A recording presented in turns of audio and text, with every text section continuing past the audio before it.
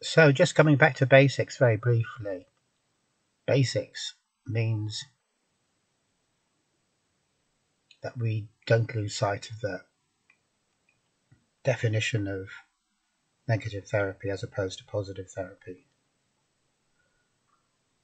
Positive therapy is where we think we can achieve our own mental health on purpose, that it's pretty much like driving a car. If we want to get to a destination, assuming we got petrol in the car and everything else, we can go to that destination, assuming that we know which way to go.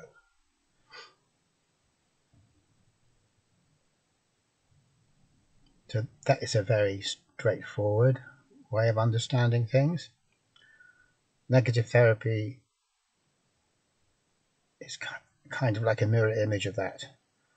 And when we're used to one way of looking at things, the mirror image of that way of looking at things gets pretty intimidating or confusing. Not necessarily because it is in itself, but just because we're so very used to looking at things the other way. So the negative paradigm to mental health means that we can't achieve our own mental health on purpose. And more than that, what it means is that every little bit of effort that we do make, all of our purposeful activity, is geared towards something else which isn't mental health. Something which is actually going in the opposite direction to mental health, and that is security. No matter what we do, we're always looking for security. No matter what goal I might make, the very fact that it is a goal means that I've identified it as a right thing, which means that there's security. The very fact that I've identified it gives me security, because I can then engross myself in trying to achieve it without having to question whether what I'm trying to achieve is actually worth the effort or not.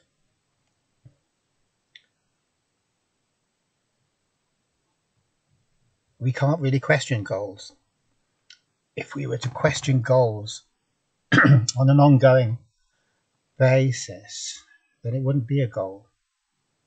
What we do is we evaluate our progress in relation to how closely we're approaching the goal, and then we use that negative feedback to correct our errors and optimize our game. So that type of questioning we're good at. We do it all the time. But it's very trivial. It's a trivial form of questioning. It's the form of questioning which is all about how well am I doing in the game, rather than asking why am I playing the game. So in other words, it's more about the how than the why. And this is precisely why the how has got so much security associated with it, because it's technical. We're not asking why, we're asking how. And maybe we don't know how, but maybe we can find out. Maybe we can ask someone else, or we can Google it, or we can work it out for ourselves. It's hugely engrossing. And the more we engrossed in the how, the further the why recedes into the distance, because the how is all consuming. And that really is at the basis of all mechanical existence, which is to say existence in the purposeful realm. What's happened to create this situation where we can talk about existence in the purposeful realm is that the how has completely eclipsed the why. I'm talking about this very slightly differently. This is how come games are games. In a game, the how is everything. and the why is nothing. No matter what type of game we might be playing, the one thing we can never do is start scratching our head and asking why. That goes against everything. You can imagine if you're an internationally acclaimed footballer and you're playing in the World Cup and the match is hanging in the balance and you're the best player and you suddenly stop and start scratching your head and you start thinking, why am I playing this game? Why is it so important? Now, that one thought could have cost the game. No one's going to be happy with you for thinking thoughts like that. And of course, you're supremely unlikely to be thinking thoughts like that because the nature of the game is such that when we get into it, we're always looking at how well I'm doing or how badly I'm doing. How can I correct that? And as I keep saying, that's hugely engrossing. It can be pointed out that this engrossing element of games is what we like about them. It's the thrill of the game, rather than just sitting around twiddling your thumbs, thinking, what'll I do next? Will I scratch myself or make a cup of tea or wander somewhere else for a minute, or all these kind of things? We can play a game when we're immersed into the urgency of the game. Then we're just fully into it. So we can see that there is this attraction to games. The downside is that when the how eclipses the why, that's really just another way of saying we're trapped in it. If you're in some kind of a system and you can't ask why, you can't get out, or you can't question that system, its validity, then you're trapped in that system. All you can do is try and struggle as best you can within the terms of the system, within the terms that the system has given you, which also means you're struggling for the outcomes which the system itself has said is worth struggling for. And that is hardly a recipe for escaping the system. You can't escape the system when the how has eclipsed the why in that way. And the very thing that was making it so exciting for us, the fact that it's so important and we're completely caught up in trying to do better or improve our game or win the game, the very thing that makes it that exciting in a positive way can very easily flip around to become exciting in a negative way. And negative excitement is more commonly known as anxiety. We're not getting excited about the prospect of achieving the thing or moving in a positive direction according to the frame of reference of the game.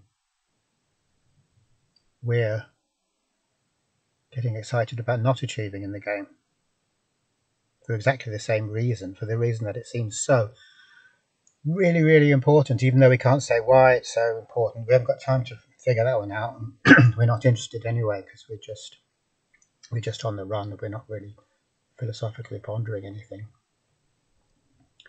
So we know we have to progress in a positive direction with regard to the framework given to us by the game.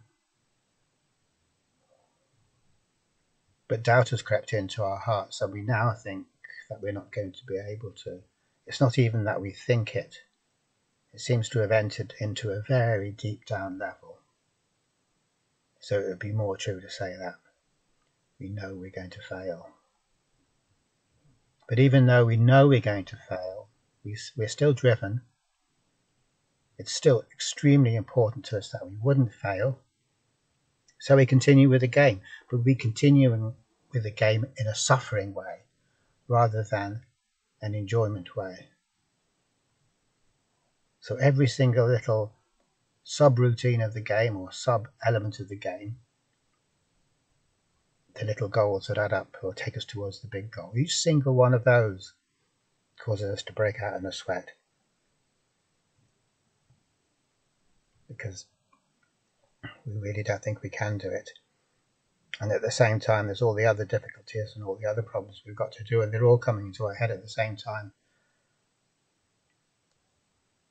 And so this is the suffering side of the game. And just to keep on stating the obvious, the reason it's suffering in the very real, unmitigated sense that it is because we know that it's absolutely important that we achieve this thing. We can't question that.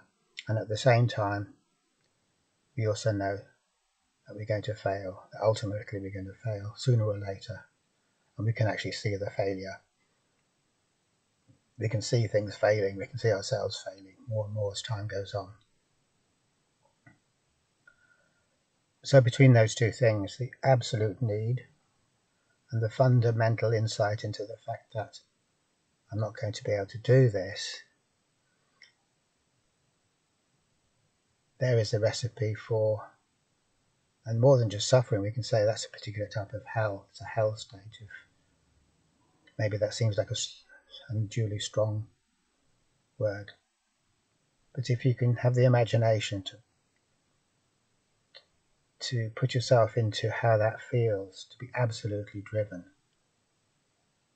to achieve a goal that you know you can't achieve, and there's no relativity in that. There's no, oh yeah, but it's only a game. There is none of that. It absolutely, concretely, literally is so non-negotiable. So it becomes a lot easier to see the negative side of the game. Maybe I shouldn't use the word negative, it gets too confusing. Maybe at this point then we can see, well, games can be pretty nasty things. To be stuck in a game can be a pretty horrific thing.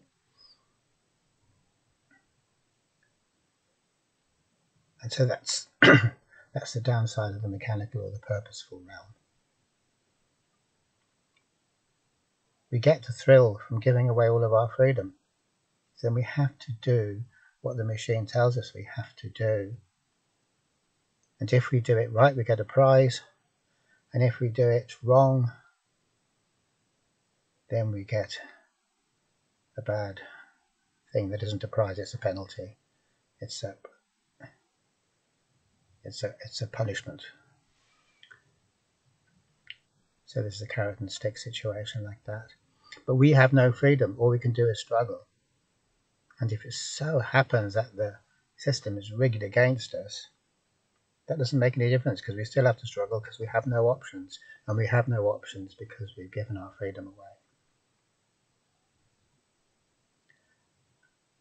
And so then what we're just imagining ourselves as ping pong balls, or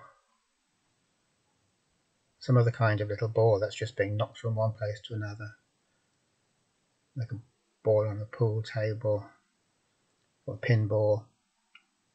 We are just a resultant of external mechanical forces. And when we cotton on to what that means, we're cottoning on to the fact that that is a horrific situation to be in. Because not only are we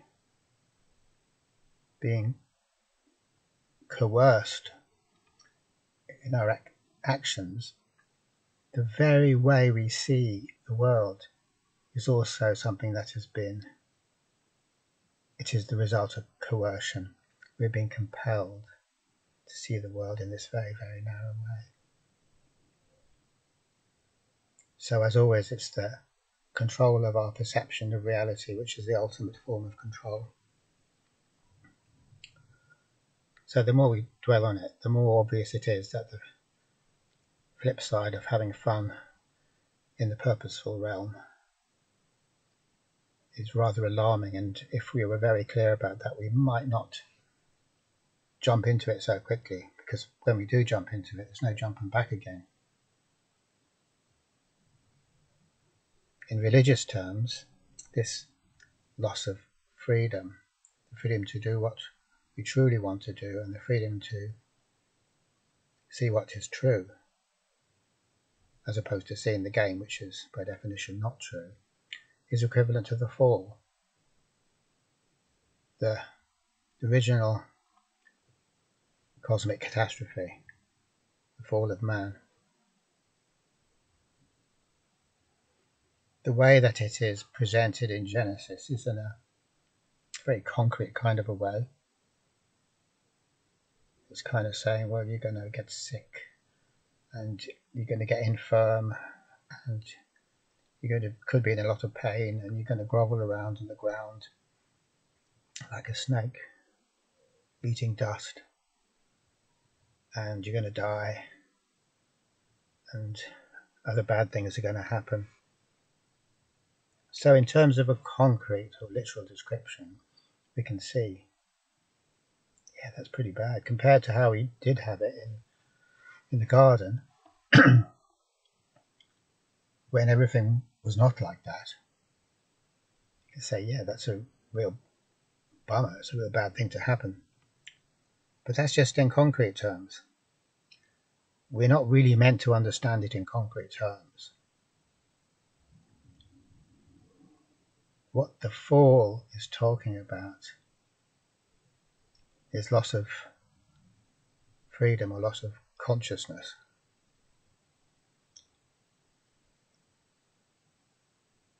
Which is a curse that befalls us, but we don't really know about it. Because when we lose our freedom, we don't have the freedom to see that we've lost our freedom. And when we've lost consciousness, we'd actually have to be conscious to see that we've lost consciousness, and we're not conscious, so we don't see it. So another thing this corresponds to, and we could probably keep on thinking of different things that it corresponds to until it got quite annoying, but just one more thing that it corresponds to is Jean Baudrillard's idea of the perfect crime, or the perfect murder, or whatever it is.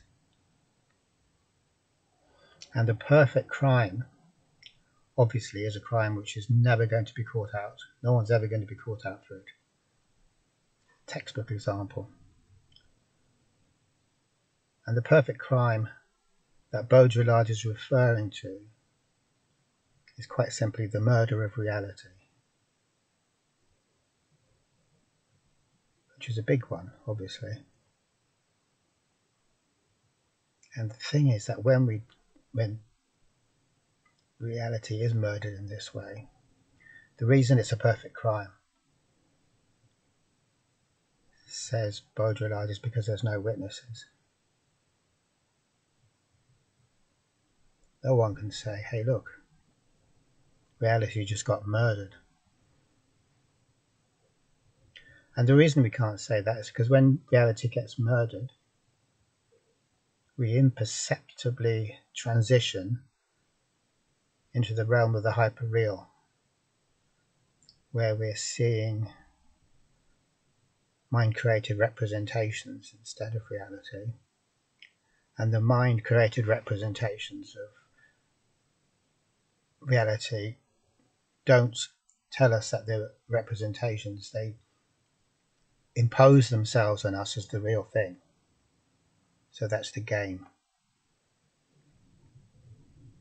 So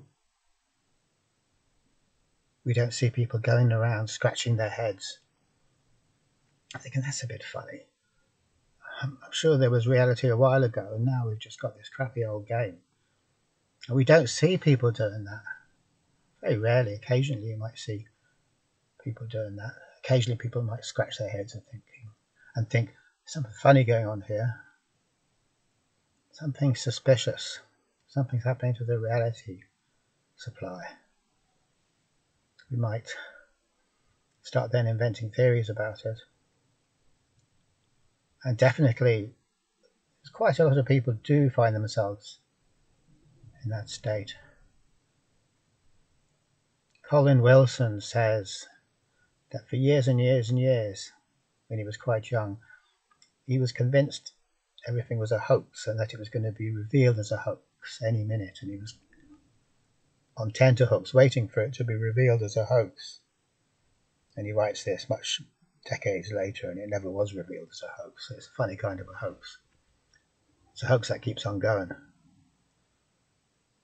A hoax that goes on forever. So there's some people who will smell the hoax. They'll scent it, like Colin Wilson.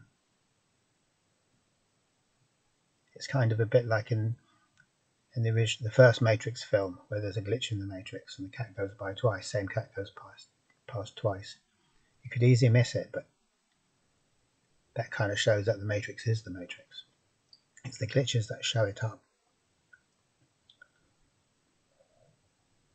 But for most of us, we don't smell the hoax. And that is self-evidently true. It would be very easy to go around talking to people, asking them about it, and you very quickly find that most people don't have any sense of a hoax of that scale. Maybe little hoaxes, but not on that scale. And moreover, all the people that do have a sense of there being this hoax perpetrated are written off as conspiracy nuts. Some of them might even be put into psychiatric hospitals. Some of them definitely are. And then when you're in a psychiatric hospital, it's like everyone nods knowingly when you say, come out, say your stuff, come out with your stuff. So it's classic psychosis. Textbook straight out of the DSM. You're proving your psychosis. The more you talk, you're better off not talking in that case. But the odd thing is that when people do come out with stuff like that, they are somehow talking about the fall of man, even though they won't use those words probably. They're talking about the murder of the real, even though they won't put it like that. In a way, they're like, they have witnesses, there are a few witnesses, but the curse of the witness, as with Cassandra, is that no one's ever going to believe them. Okay, thanks for watching.